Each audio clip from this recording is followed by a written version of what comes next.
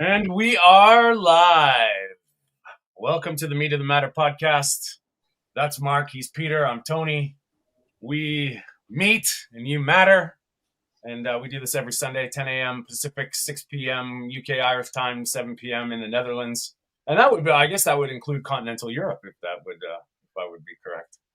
I'm not there, so I don't know. But yeah, we are taking things in our hands. We are discussing all things meat and nutrition, health.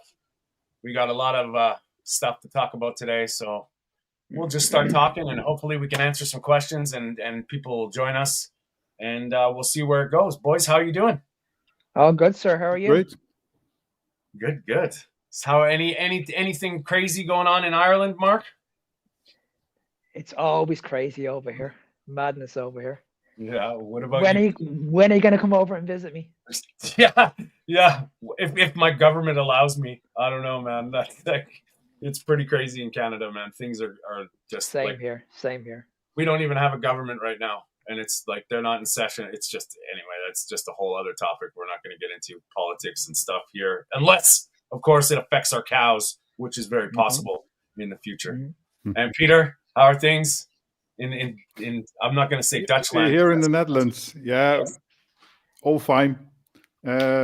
Most of the news that you get is the stuff that happened in Washington, of course. But Yeah. besides that, actually, we are factually without a government as well, I'd say. But Interesting. so, Eh? Crazy. so not so much is happening. And in terms of carnivore or diet and health, I'm still reading a lot of these newspaper articles that are getting in. Like now there was another one. I don't even remember what it was about, but it was a certain percentage of risk when eating this and this, or when not following the Mediterranean diet, and I know, man. usual stuff. Yeah, well, I always, like we're gonna get into when we get into write that down today. We've got one that's just, we'll all get to have our say in the matter.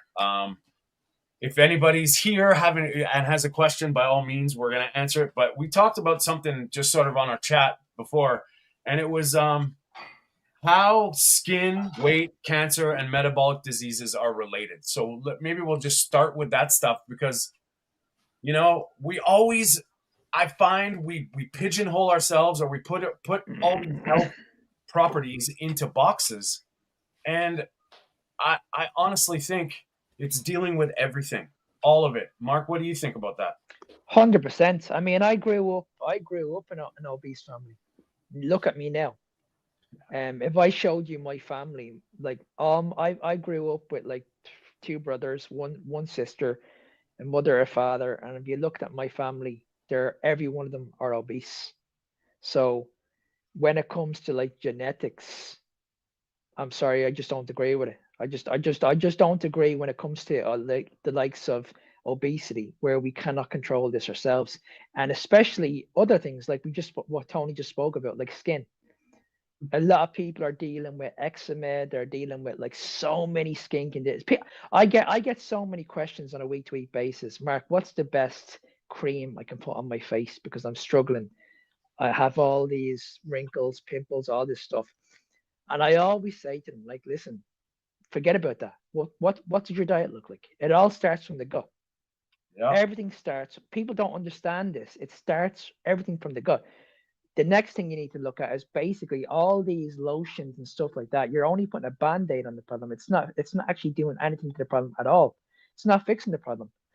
The next thing is like I'm not a doctor. None of us here are doctors. I'm not saying that what we're saying in regards to carnivore and keto can treat cancer. But what I firmly believe is this: we can put it into remission. I Absolutely. firmly believe that. The reason why I believe that, because you guys know my story, I'm not going to go over it, but basically what happened last year in my family. But I just firmly believe that all of these conditions, whether it's skin, obesity, cancer, metabolic issues, I firmly believe, this is just my personal opinion, before you go down any route, where it's medication, it's creams, it's chemotherapy, all that kind of stuff, You just need to look at your diet first, address that Sure. first, and let's see what happens. No doubt. Peter, what do you think? Yeah, when I just think about my diabetes, then I immediately think about gut health. And what you hear about people getting type 1 diabetes, it's an autoimmune disease, of course. And then there are ideas about certain compounds in plants, for example, that are very similar to the human body, proteins in the enzymes in the human body. That might trigger this autoimmune response. And if I would known about it, maybe I would have been able to prevent this thing. And what you also see is that genetically, I mean, I don't believe that being sensitive to gluten is a genetic disease, but you do see that certain people are more predisposed for celiac disease, for example. And those genes are, I don't know, they are somehow linked to genes also involved in type 1 diabetes. And so that gives to think like what would happen if you don't eat gluten? If you see the first symptoms of type 1 diabetes, or if you know that it's a thing that runs in the family, because that was also the case for me. My grandfather also had type 1 diabetes. I think it also sort of sometimes skips one generation. And what I heard from my mother, that he would also eat pasta for dinner, for example, and then he would go low. He would have hypoglycemia, and that could well be have been also like the gluten in it, because his bowels were probably not capable of digesting the food, would be irritated by it. And so it's a totally different example, but you end up using medicine.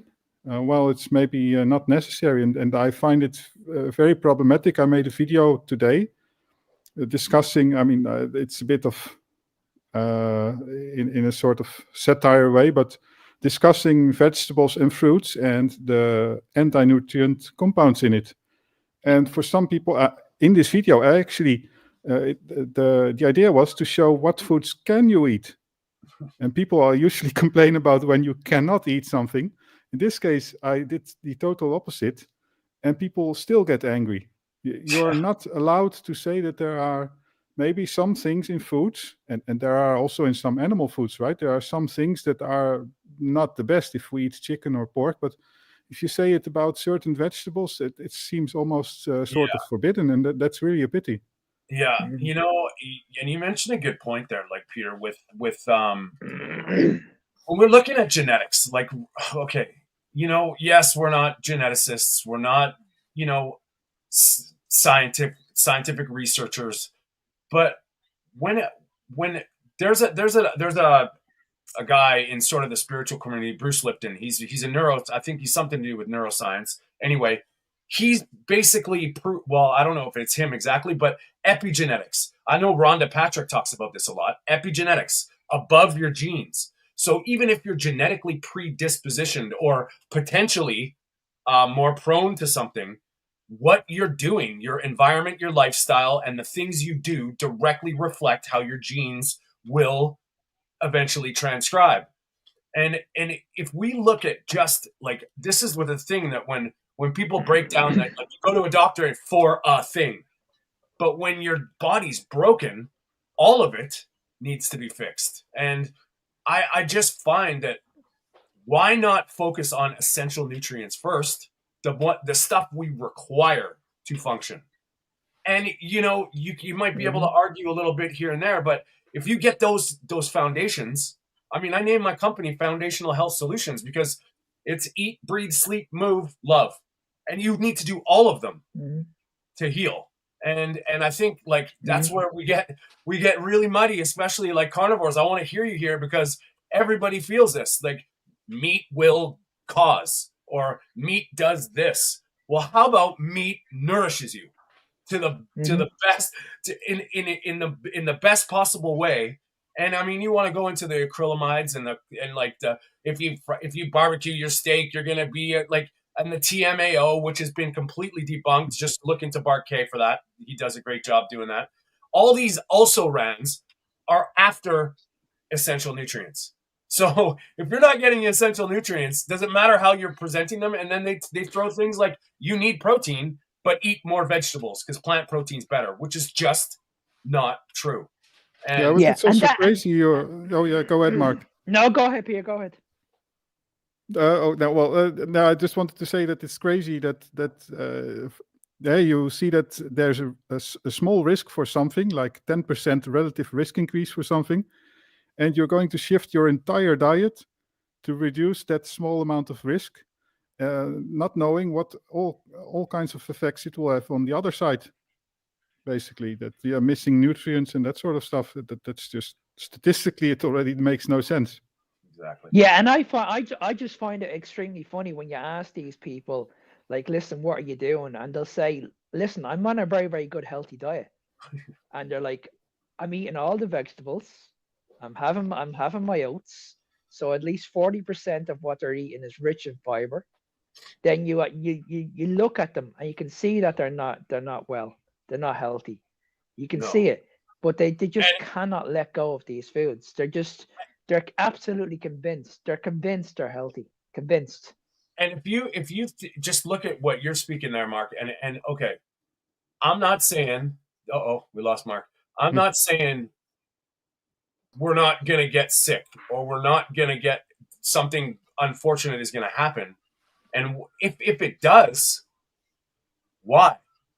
Now, when you're talking about like disease or conditions, if we look at our bodies, like, and you were born healthy, something had to have happened to cause something, cause and effect. Now, when we're looking at that cause, doing more of the same things that got there, to me, doesn't make sense. And when we go into these medical interventions, they treat, and it's just truth. They treat the symptom. They treat that. They don't treat the reason, or they don't get back into the reason why that might have happened in the first place, which, we've all felt it, the three of us. Changing your diet will have a profound impact on your immediate well-being, on your ability to heal, and all these things start to the story changes. And all we have to do is look at all these non-communicable diseases going through the roof, all of it. So And can I just add one yeah, point there, Tony? This is where social media are going wrong. This is where 90% of social media are going wrong because they're only focused on the weight. yeah, You know, I mean, that's all it is. But you need to factor in, like, okay, what do you do for a living? If you've got a sedentary lifestyle and you've got a busy family, it's not about just going to the gym and becoming insulin sensitive, because no, most people can't do that. yeah, So people have to understand that you don't need to do that. You need to understand that you can address weight loss, your metabolic issues, your health, just by food alone, guys. yeah, You don't need to skip past that. Just look after that first. That's your priority. yeah. And I think Dr. Berg said this, and I've come to really, really preach this. Get healthy, weight loss will happen. Mm-hmm. When you get healthy and you are fully nourished, and it goes, there's so many levels of that, because I'm now seeing people heal things from a nervous system aspect, from a, like, we've talked about the mental health aspect, and it's all dealt with the same way. I mean, Mm-hmm. obviously there's certain things that you could probably like, with exercise and just, whatever you want to call it, meditation, or, just mindset. But having a strong mindset, it helps when your brain's nourished with the stuff that it needs to do all the Hundred things, percent. Yeah, definitely. Hundred right? percent. I Yeah, mean, 100%. we've all experienced brain fog, and there's this magical thing that happens when you're, and it's not magic. It's just nutrition. Mm-hmm. Nutrition is nutrition, and Did you guys watch that latest video that I put up on TikTok with the woman in the car? Did you see that video today? yes, I did. No. That was absolutely horrendous. This Yeah, woman, just for those who didn't see it, this woman had a Florida holiday, like she was looking forward to a holiday of a lifetime, and she chose for her to be happy. she chose that she had to go to a different country and get surgery. That to me really, really angers me. It really angers me because not only did she want to lose the weight, but she mentions on the video it had a huge impact on her relationship Yeah. and it had a huge impact on her mental health. No kidding. It's incredible. It's absolutely incredible that we're not teaching these people that, listen, none of this is necessary. Yeah. There's not one person apart from us and all the carnivores out there that are preaching this. There needs to be more. There really does. This is not enough. We need more people in the community that needs to spread this message, because it's just absolutely insane that people are going through these extreme measures because they just cannot see a way out, and they're losing their minds. And no wonder mental health is such huge numbers at the moment. It's huge. And we talked about this on our last little talk about, like, you know, some of the forever chemicals and the toxic soup that we're involved in. And, you know, Peter came to my rescue with a unruly guy that just didn't make any sense. And I mean, I just put a clip of what we were talking about, the plant toxins. And yes, this is what my problem is we all have to unite. It doesn't matter if you're a vegan. It doesn't matter if you're an Indian. It doesn't matter if you're Irish, Dutch, Canadian. Those chemicals, and I'm talking from plastics to pesticides, are killing our planet. And what my point was, you know, eliminating plants, obviously we know with all the anti-nutrients and all that stuff. But when you're not directly poisoning yourself with, well, you're trying to mitigate it as the least amount as possible.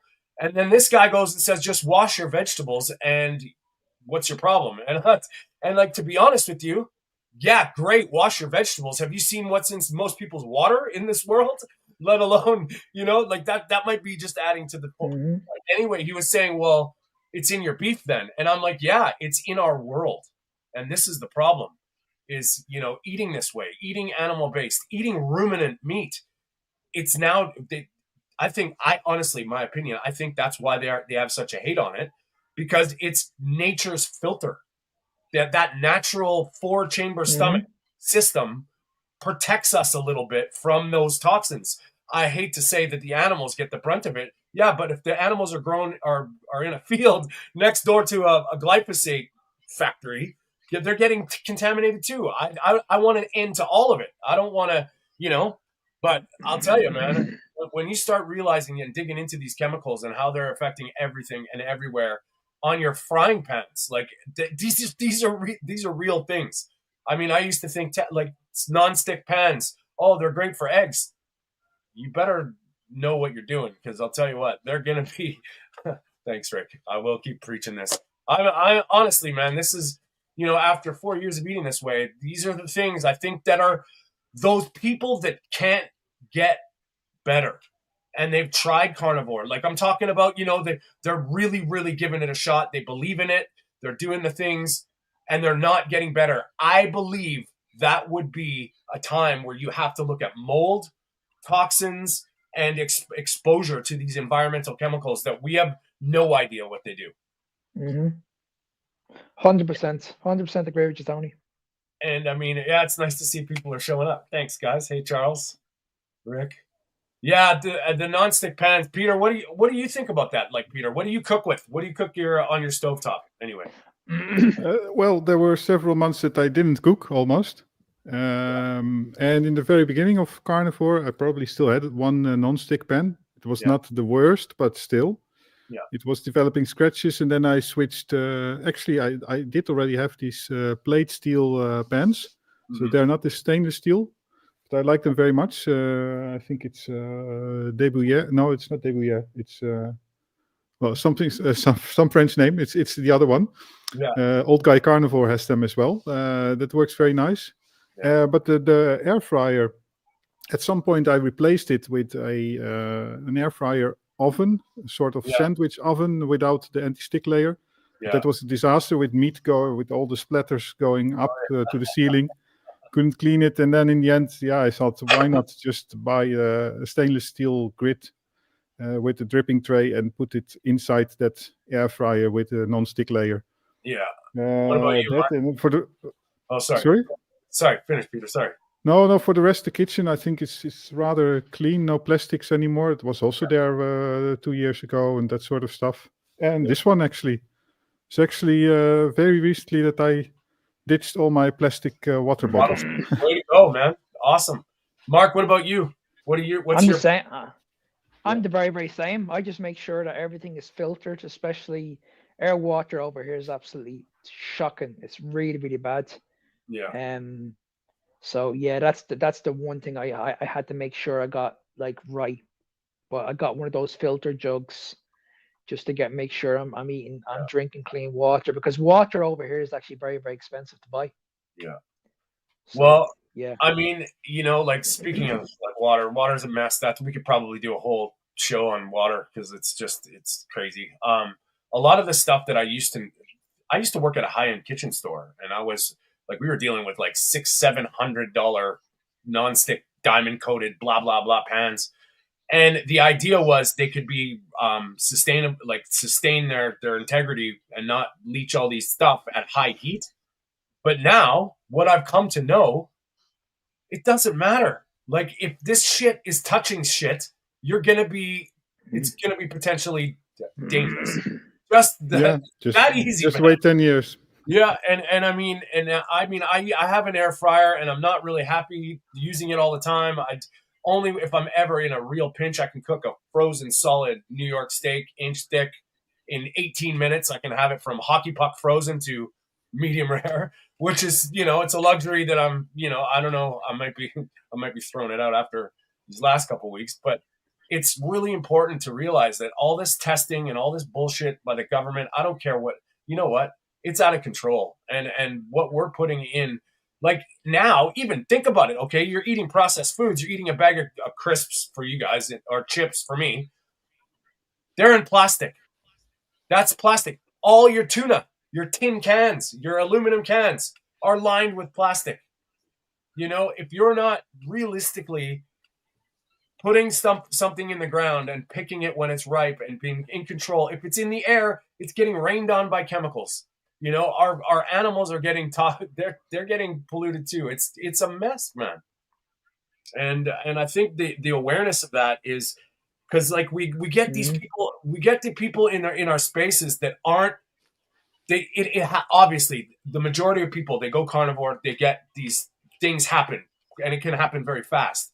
But there's a few people out there that can't seem to get to that place where they're. I'll just say for the sake of it, is feeling human. They're still, and they're doing everything right.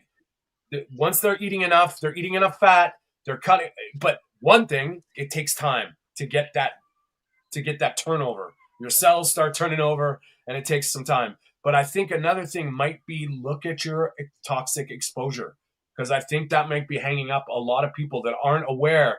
They're still chopping on plastic cutting boards. Your brain is the biggest siphon for microplastics, and they're crossing the blood-brain barrier. What do you think is going to happen? I mean, you're probably not going to be totally right. So I think that's something that new carnivores should be aware of, at least. And you know what? Keep going. You just rely on a solid foundation and do the best you can. That's where I'm at now. It's like, what? I am not drinking coffee. This is the first time, like, it's been 3 days, and I am doing it for the mold toxicity reasons. And I'm like, I better practice what I preach. And I don't know. I don't know. I'm going to find the coffee beans, but when they're coming from another country, you have to admit there could be mold, and you never know. So how did you take your butter this morning then, Tony? Yeah, I'm butterless, man. I'm flying. I'm really? going. Yeah, no. I thought about it, but I was like, yeah, we'll see how I go. Like energy, I've seen carnivores, I think, mixing it in water, just putting the blender in, and sure. I've never done it, never tried it. But hey, if we would have told each other 17 years ago that we'd be chomping on butter anywhere, anyway, we would have been probably having a laugh, right? Lambs, what's going on? And you guys, all the people that are joining us, we really appreciate this. We can't do this without you. The idea is to kind of get engaged and bring this awareness. I know there's a lot of information out there. There's a lot of influences out there, but I think this is very cool that we're from 3 different areas of the globe, all sort of focused on the same message, and that's good. Fluoride is another one of those things, man. It's just unnecessary. Is there fluoride in Ireland, Mark? Yeah, it's horrendous. It's in Really? the water over here. Yeah, it's in the water. Like that's why I don't buy it. Yeah. I don't buy. And the water we have in our taps over here is shocking. It really is. It's so bad, so bad. And they wanted us to. They actually wanted us to. They wanted to charge us for water about 5 years ago. Crazy stuff. Right on. That's scary. I know. Scary. Water. Scary. What about, it's absolutely scary. What about you, Peter? How's the water there? Well, it's not in the tap water, but yeah, I understand now from Charles that apparently it's in sparkling water. I never paid attention to it, but it's at least not mentioned on the labels. But yeah, that's like it's probably also not labeled on your water tap, right? So yeah, no, definitely not, man. And this is where we've been sort of touching into this a lot lately. Is what I don't like is how they pull these things in our governments, in our health guidelines without us knowing. That's what scares me more than anything. And with all these things that were going crazy over the pandemic, they've been doing it with animals. Like I learned that, like pork is a big one. They've been doing it in Canada for apparent. Like I don't know. Don't quote me on this or fact check me, whatever. But I've heard that it's been in the industry, in the pork industry, for about 10 years. So, and it's kind of funny how they all talked about how it's been used for 10 years, but this technology's been around for the mRNA technology, but where? Oh, maybe they've been experimenting with pigs. I don't know, but I like to know what I'm putting in. And Mark, you've touched a bit about this, about labels, ingredients. That's the stuff they tell you. Imagine all the stuff they're not telling you. And like you mentioned before, Peter, too.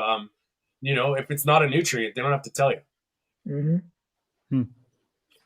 And I mean, that's something that there's lambs except for fiber, eh? What's that? Yeah. Except for fiber, but. And who needs that anyway, man? Who's? I'm fiber free. I'm feeling good. So absolutely. So let's go. Let's maybe hit. Is Lambs has a thing? As far as I know, there's chloride in the tap in Holland. No, or I don't know. Yeah, I know for a fact in Canada there's chlorine in the water. And here's something that people don't really think about. This is another side. I didn't think about this, but when you heat up chemicals in their one state, they change states. So chlorine becomes gas. And apparently the chlorine gas is the problem. So when you're boiling your water that's heavily chlorinated, that could be another aspect. Now, I don't know exactly what goes on. I'm sure everywhere in the world's got their different ways of dealing with this, but it's just something to think about. And like, we put things in foods and chemicals in things to do a certain thing, but we never look at the what happens when we prepare them, cook them, unleash them into the air, like, and that's the nonstick pan thing too, right? Yeah, and then with the chloride in the water, you could argue that okay, it's for the purpose of hygiene or safety, but a lot of these things, I mean, whether you agree with it or not, but a lot of these things are merely for small conveniences. And I always think about like the large shelves with washing detergents in the supermarket. You have a wide variety of choice, but not only that, like the last 10, 20 years, every few years, you get a new product for some sort of convenience. Then you can use these gel bowls with gel, and now there is these towels with washing detergent inside it. But what do we need it for? All this stuff is like, yeah, it's just commercial stuff, right? It's just to earn money. But yeah, just yeah, I can name hundreds of examples like this. Yeah, no doubt. I mean, yeah, that's a whole other mess with like I'm against fragrances. I try not to like I don't know how maybe this is a good thing to get into today.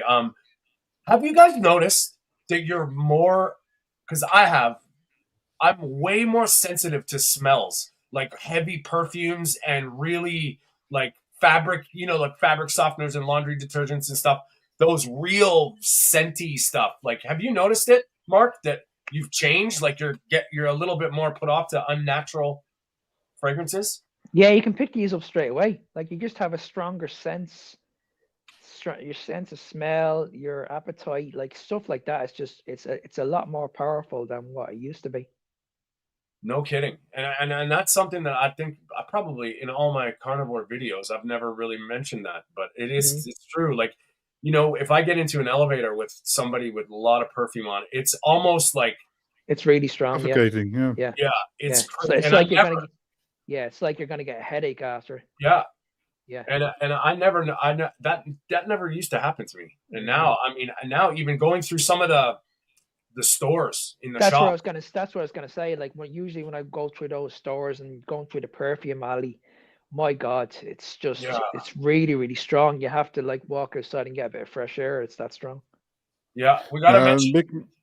A big part of it is probably not even carnivore, right? It's just the fact that we don't use those things. Because if I think about my family that lives in the countryside, they don't use these things. And in the past, they would complain if I used a little bit too much washing detergent for my clothes, and they would smell it. So it's probably also a lot of like habituation.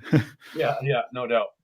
No doubt. We got to mention this because Rick's been here every day. Well, I'm gonna go see him. He does a long live stream every Saturday morning. We'll come and see you, Rick. I promise. I'm at the office on Saturdays, which kind of sucks, but we'll try and do that for you, buddy. Thank you very much for your support. I appreciate your being here. That's amazing. Let's see. Let's look at some things. Here we go. Rick says he gets terrible reactions in most homes and all office buildings. It's interesting how how you're I guess you could call it hypersensitive when everything starts working properly and you're not blunted by the toxic. Your brain is actually receiving these false, unnatural fragrances. But I feel the same way for sure. And Charles even says it. Charles is like, yeah, perfume and cologne gives me a headache. That's okay. Carnivores, we've decided. That's it. No more false fragrances, people. Do your best to get them out of your head. Maybe that's causing. I don't know. I don't know when the last time I ever put aftershave on me or I put spray on me. I haven't put spray on me in about 2 years. That's a good point, Mark. You haven't bought that. Now, everybody that says the carnivore diet is expensive. Let's talk about the residual effects now that I've saved money on. I'll go first. Deodorant, I don't buy it. Shampoo, I don't buy it anymore. Yep. Laundry detergent, I make my own. Yeah. I use and I'm talking way less toilet paper. Yep. I use way less. I don't clean anything because I'm not making a mess everywhere all the time. So, Peter, what about you? Well, I'm curious about your laundry detergent recipe anyway, but yeah, so deodorant, I still have one bottle left of old shaving foam. It doesn't do that much harm, but I will eventually replace that as well. And the only soap that I use is actually these blocks of, it's not 100% tallow soap, but it's something from the shop that is close to it. And yeah, it does not do too much harm, but I plan to make my own soap at some point, which I'll use as shampoo and all the stuff. It's easy. Mark, what about you? Yeah, I'm the same as you guys. I don't use any of it. I don't use any toothpaste. No. Everything I use pretty much is just through coconut oil and like what Peter says and tallow. That's it. Yeah. And I've been doing that now for well over 2 years. My skin is the best it's ever been. My hair is the best. My hair and nails are the best that's ever been. And I'm not walking around stinking. I don't have to wear I don't have to wear spray because this is another thing that people need to understand about the gut. if you're walking around like with sweaty armpits and you can smell a sweat off you, that's a sign of inflammation. Yeah. That's got Or nothing to do. toxicity. Yeah. So again, if you guys are inflamed and you're using the spray, you're not fixing the problem at all. No. It's You're coming. It's clogging. coming. Yeah, You're clogging. it's coming from the gut. So, yeah, I haven't used anything. And like Tony says, I can't understand when people say carnivore is so expensive. Like Oh, I'm saving a fortune every week, a fortune. no kidding. And Because I'm sure that. sorry, Pete, sorry, Tony. Like if I wanted to live like a full carnivore lifestyle, I could probably get away with spending about 30, 40 quid a week easily because ground beef in this country is extremely cheap. Like for like half a pound of beef over here, you're gonna get for about €3, €3 or €4. And the reason for that is because a lot of people, the beef over here, the higher the fat is, they actually make it very, very cheap. So Oh, if you buy ground beef and it says like 18% fat or 20% fat, nobody here is going to buy it. So that's why it's so cheap because yeah. they can't get it off the shelves. So it works perfectly for me. So when I go into the shop, I'm like, wow, this is incredible. But if I was to buy the lean ground beef, Premium press. you're looking at about €7 or €8. Yeah. It's incredible. It's absolutely incredible. Well, funny enough, in Canada, you can't even find regular ground beef. It's very rare, and it is cheaper because they haven't. But yeah, like you're saying, man. I mean, hopefully this doesn't change, but as it stands now, I think I could probably eat for, if I had to on an extreme budget, I would probably be able to eat for less than $10 a day. Wow, So that's that's, incredible. you know what I mean? Like if I had to. And I mean, I usually eat like, I'm not eating ribeyes every day. That's for sure. It's not like I'm that blessed, but I am, I do steak and eggs quite a bit, but it's different, cheaper cuts of steak. And in fact, I can almost eat ribeyes every day without paying a lot because I pay €18. So yeah, let's translate it to $20 per 2 pound, $10 per pound for ribeye. That's not too bad if you eat, let's say, 1.5 pounds a day, and then you're around the figure that you mentioned, Tony. Yeah. Well, I mean, what's really blows my mind here in Canada? We get cheaper beef from New Zealand. and like, how? Like, how is that possible?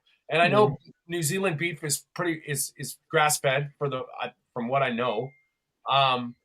But it's funny how like the ribeye, like if you bought like a decent sized ribeye for us here in like, just we'll say at a butcher shop, you're looking at $65, $70. Wow. I'm telling you, like for enough. I'm not talking like a normal person's big steak would be about $50. For me, that's almost double I would need, and it's ridiculous. But the same amount from New Zealand is less than half the price, and that's, I don't understand how that crazy. works. It's absolutely crazy, isn't it? Yeah. And I mean, and I know like we could probably do a whole episode on prices of beef, and it's kind of interesting to see how everybody is around the world, but it's not as expensive as people think once you start cutting out all the shit. And Charles said, like, what did he say? Can we put that up, Peter? Here, I'll do it. Oh, that one. Yeah, totally agree. All the people that are just starting out with this diet, pay attention to this, because when I actually have new clients and I for a couple of weeks, we usually put on a CGM to make sure their metabolism's good, see how their blood sugar's working, and then I say, get rid of everything you want to do now, because I want you to see it on your blood. So we kill two birds. You get rid of your pantry, and you see the effect of the noodles on your arm. But what ends up happening is then pay attention to how much you don't waste. So less food waste, Charles. Absolutely. I never throw away anything. You know what I mean? Like it's I eat pretty much, unless whatever the meat is coming in the butcher paper or the thing, but there's no other waste, and it's unbelievable. And you ask anybody, how do you eat all your vegetables? I bet you they don't. And you made a good point earlier, Tony, about the toilet roll. Because Yeah. this is one thing, and this is one thing clients tell me, is that they say they're actually spending less time in the toilet, Yeah. and that's a good sign. Yeah. No doubt. That's And a good you know, sign. who is it? Sean O'Mara. Do you guys know who Sean O'Mara I is? do, yeah, yeah. Like the Mhm. visceral fat, the DEXA scan guy, who is amazing. But his I heard him on a talk once, and he was saying humans aren't supposed to be noisy, Mhm, burping, farting, like mhm, loud movements mhm, aren't natural. Like it's not a natural thing. Snoring, like mhm. the louder you are, the kind of you could argue, you know, and that's one thing that we've all seen from being a carnivore. All these things are different now. It's wild. It's It's wild. incredible. It really is. It's incredible because that's another good point, Tony, because before I went on carnivore, I was a really heavy snorer, like Yeah, really heavy. I could me too. snore and I'd wake up, I'd probably wake up the neighbors. That's how loud Yeah, it was. yeah, Now, like she tells me that in the last couple of years, I don't snore at all. yeah. No kidding. That was one thing I noticed as well too. Is I was a big snorer. I was, you know, chopping down, like waking up with my throat was like dry as hell, and Mm. no, I don't snore at all. And then, you know, for all the women out there, like that have a man beside them or partner beside, whatever, you have your partner. That's probably a great thing when you stop snoring, because that's, Mm.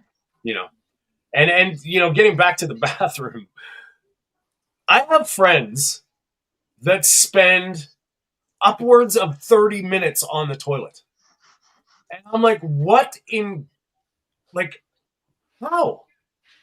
And it's pretty crazy because Mm. I literally, I'm like, oh, I think I need to go. I go and I'm out in less than 2 seconds. Yeah. probably 2 minutes. I would say tops. Like Mm. the amount of time I have saved in the toilet, like it's crazy. So there's these other little things. I know we're going from ground beef to poop, but whatever. It is what it Mm. is. Right? Well, guys, I think we should get into this because we do this every week, and I think it's time. So let's switch gears. These guys are getting richer while you're getting sicker. Write that down. Write that down. Write that down. Write that down. Write that down. Write that down. These foods are highly processed, complete garbage, and I can promise you now, I wouldn't even give it to my fucking dog. Write that down.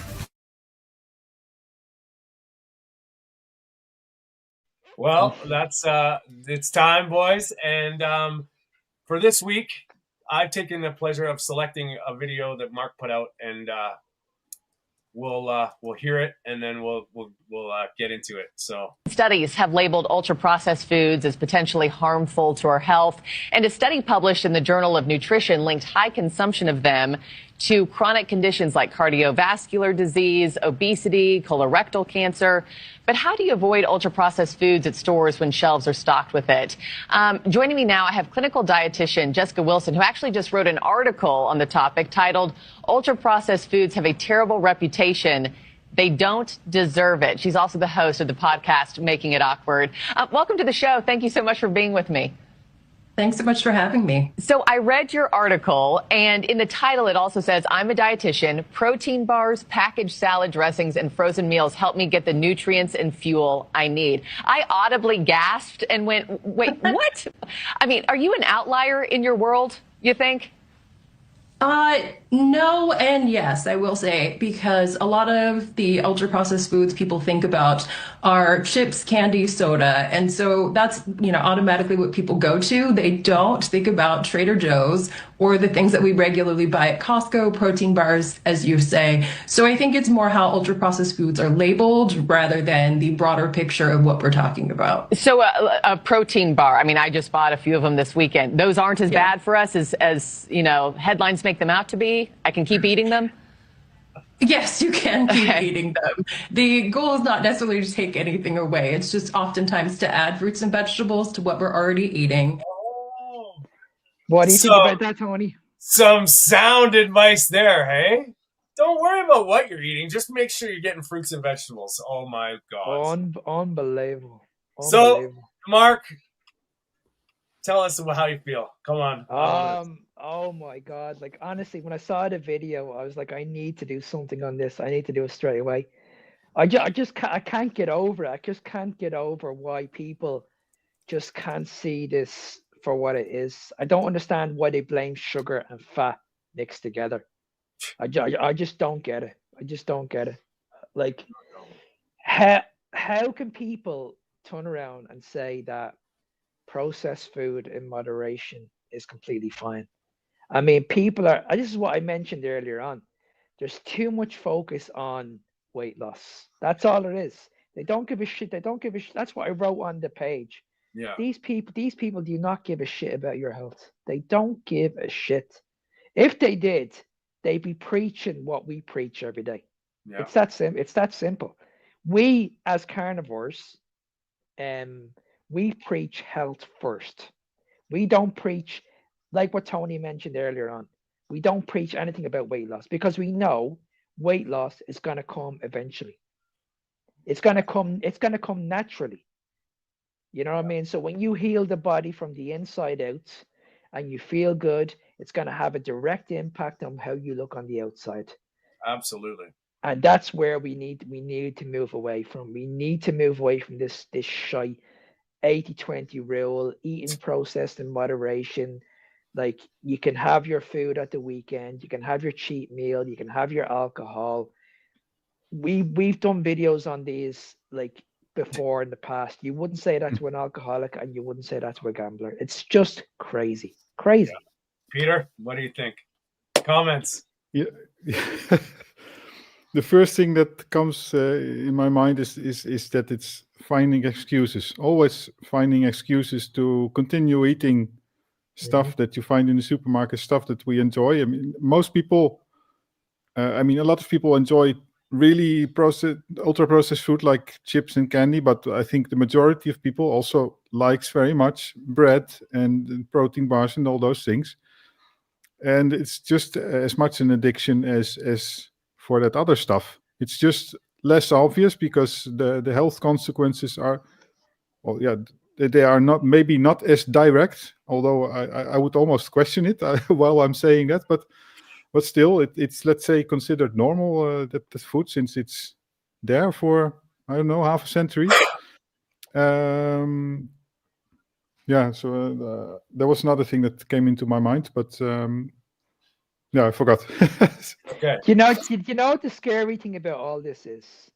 These dietitians, these doctors, these PTs, these influencers, these people think that we're the ones with the problem. Oh yeah. Yeah. That's what makes it, this whole thing, You just know, crazy.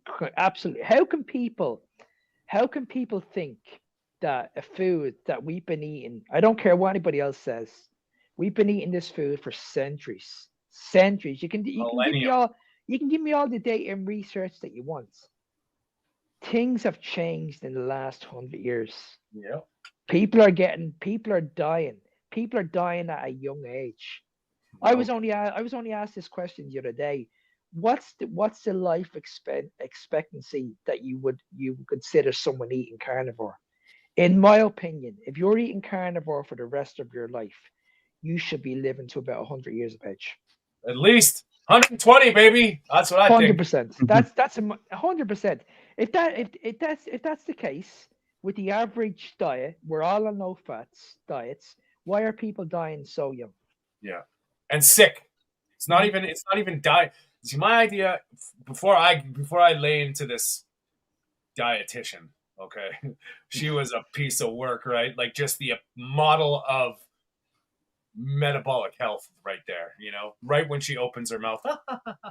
I'm a dietitian, right? And believe me, being a not a nutritionist, I have a problem with this.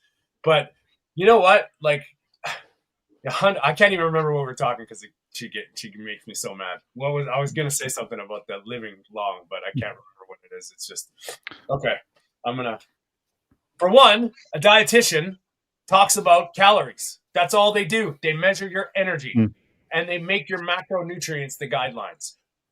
I'm not saying all dietitians. I'm saying for the most part, they're going to tell you to eat less, move more. That's what they will say. Now, isn't it? Oh, so I can eat those foods. You're saying it. So she just gave her permission Because based on what? Scientific research or an indoctrinated education that tells you one thing that completely shows another? First year education as well, probably. Yeah, that's Well, dietitians, the scary part is dietitians it's a serious degree, which is horrific because once they get down that road, who do you think made the Dietitians Association? Exactly. Who do you think funded it? Who do you think founded it? Exactly.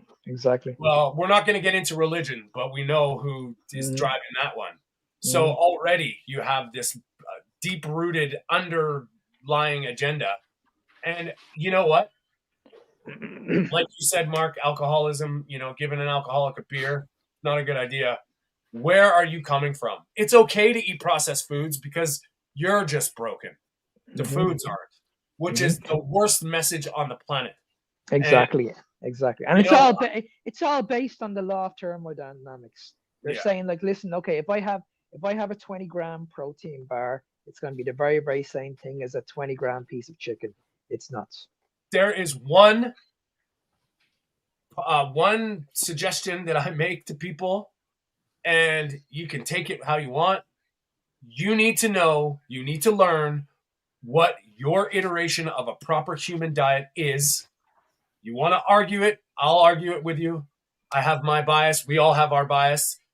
But the further away you go from that, you're going to be in some trouble. And it does not include processed foods. Absolutely. And hey, man, when we were kids, I got a bag of chips. It was like a treat, or I got a dessert. Now you're eating dessert every time you put something in your mouth. That is going to be a problem. And it's also the thing is, Tony, like we all know that every one of us can get in shape being in a calorie deficit. Every one of us know that we can eat sugar in every single meal and we can lose weight. That is not the problem. Yeah. People need to understand this. Please understand this. That is not the problem. Just because you lose weight eating shit, guys, that does not mean you are fucking healthy. I need you guys to understand that. I really need you to understand that. If you are, let's say you're a 300-pound male and you lose weight, that's amazing. That's fantastic. But if you're eating shit, I can promise you, it's going to catch up on you eventually. No kidding. And here's the other thing. As you get older, your body slows down. The more damage you do consistently, the more it's going to show and slow you down.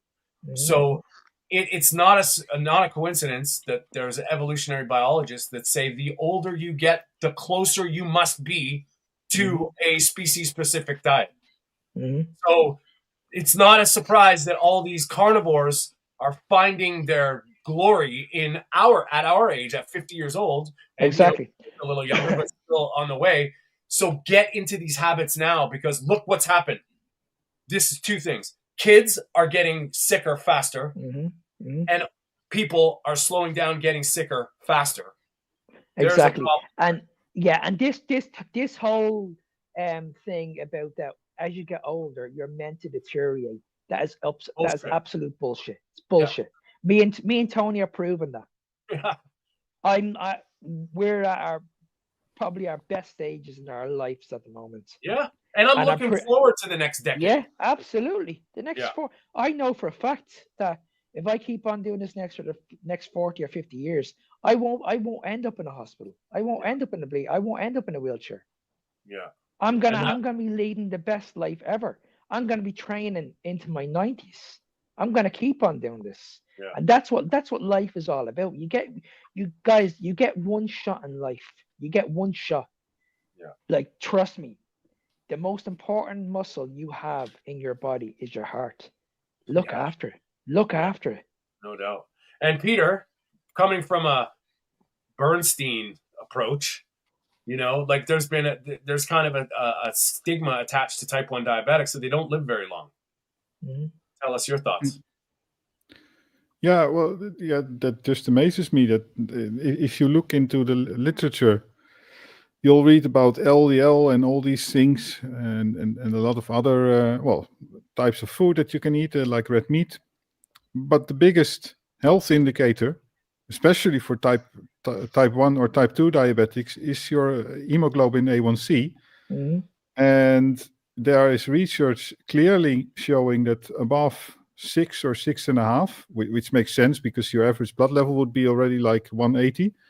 Above that level, it goes up quite linearly in terms of complications that you will get if you have a higher A1C. And so, yeah, you can talk about giving everybody statins, but you should focus on blood sugar control. And nowadays, we also realize, unlike in the past, that because in the past we thought that diabetes was all about glucose, because that's how they discovered it, European glucose. But now they realize that it's all about insulin and high insulin levels in type 2 diabetics, but in type 1 diabetics as well. You have to manage your insulin, basically. Yeah. And the only guide that you have is the measured level of your blood glucose. But that's one thing that might not be optimized in my case as type 1 diabetic, because I imagine it's a very fine-grained mechanism, the insulin in your body, much more than just the blood glucose. Yeah. But overall, with an A1C of 4.9, I at least hope to not die from diabetic complications. Maybe a heart attack, but from the LDL. Yeah, well, we're on a thing. But here's the logic as well. What you're saying, Peter, too, is if you look at your nerves, if you look at, we talked about dementia before, but your nerves, it's all micro level. This have a myelin sheath. The myelin sheath is made of cholesterol. If you lower your cholesterol, you are lowering the stuff that makes the stuff. If you have high sugar, glycation breaks down the myelin sheath.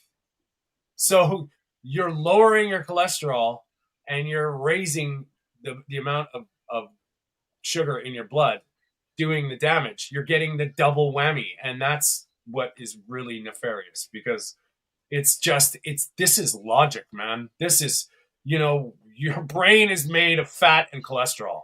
Lowering it and then giving the stuff that's crossing the blood-brain barrier that's destroying it.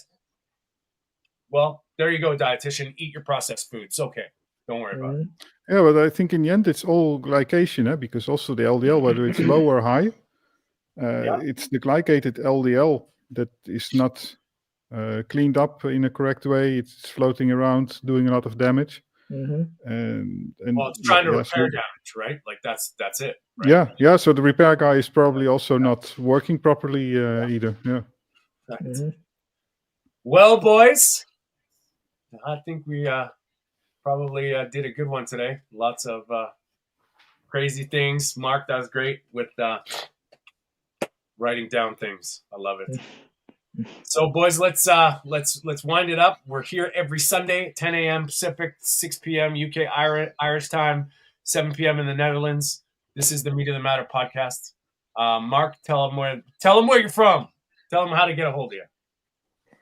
Guys, you can reach me on Fitness Beyond Time. I'm on all social media, or you can send me an email at nsmark93@gmail.com. Peter.